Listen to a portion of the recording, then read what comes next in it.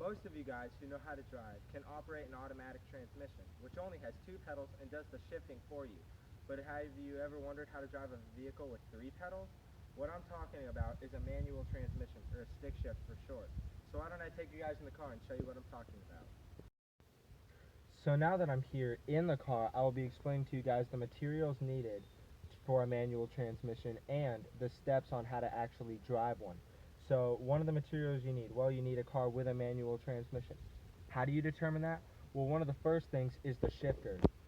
In an automatic transmission, it would just have the letters like park, neutral, drive, and so forth.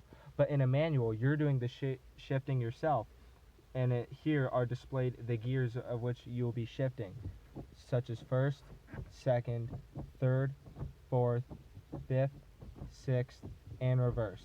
Now each car with a manual varies on how many different gears they have and where reverse is located, but it's all the same concept.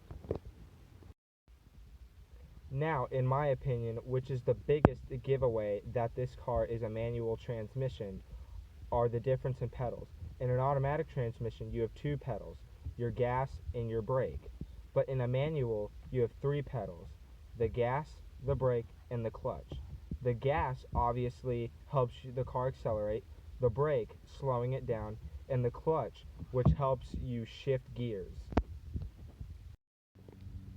When it comes to driving a manual transmission, there are many steps needed on how to drive it, such as starting the car, starting off from a standstill, shifting gears, downshifting, knowing what speeds are appropriate for what gears, stopping, and finally turning off the car.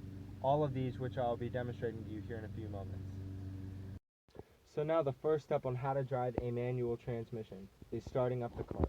So with your right foot on the brake and your left foot on the clutch, the important thing is to have the clutch all the way in.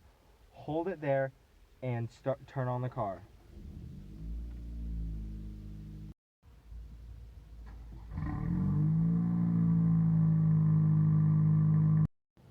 Now that you have your car turned on, I'll be demonstrating for you how to start off from a standstill. So the first thing you're going to want to do, still with your foot all the way on the clutch and on the brake, you're going to remove the emergency brake, make sure it's in gear, and you're going to give it a little bit of gas, but at the same time take the clutch out very easily so you have a smooth transition.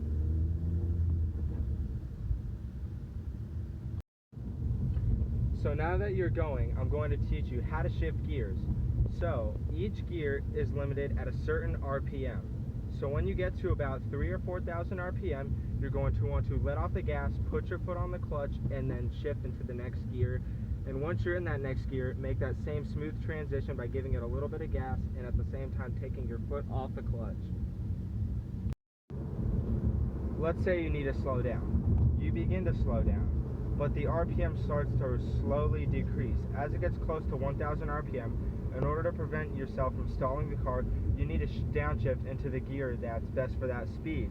So put your foot on the clutch after taking your foot off the gas, downshift into the next lower gear, and then repeat that process of giving it a little gas and taking the clutch off smoothly at the same time.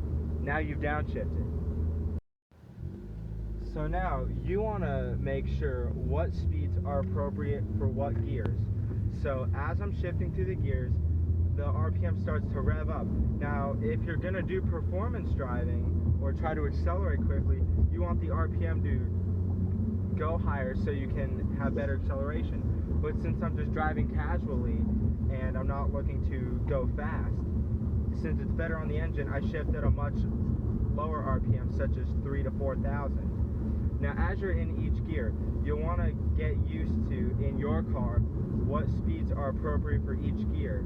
So for example, this car in fourth gear is good at about 30 miles an hour. Now as I start to slow down, you can see the RPM decrease. Now in order to prevent stalling, I'd have to downshift. Now I'm at 25 miles an hour, which is appropriate for third gear, not fourth gear.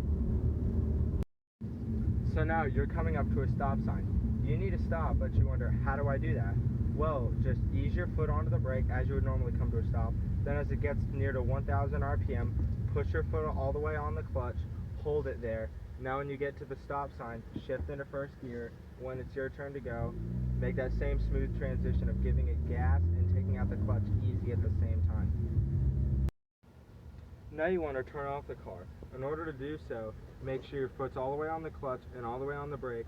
Next thing you want to do is pull your emergency brake up. Now, like in an automatic transmission, the gear park is the same as just leaving it in gear. Now that you have the car in gear and the emergency brake up, just turn off the car. Wait till the car is fully turned off. Now take your foot off the brake and the clutch. So now, let's review. The steps you'll need to know are starting the car, starting off from a standstill, shifting gears, downshifting, knowing what speeds are appropriate for what gears, slowing down and coming to a stop, and then finally turning off the car. After mastering all these steps, you will have learned how to operate a manual transmission. Now you're thinking, why is this important, or why do I need to know this? In the event where the only car available is a manual and you need to get somewhere, you don't know how to drive one.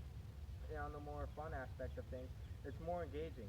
You are one with the machine. You're doing all the work. You're not having a transmission do everything for you.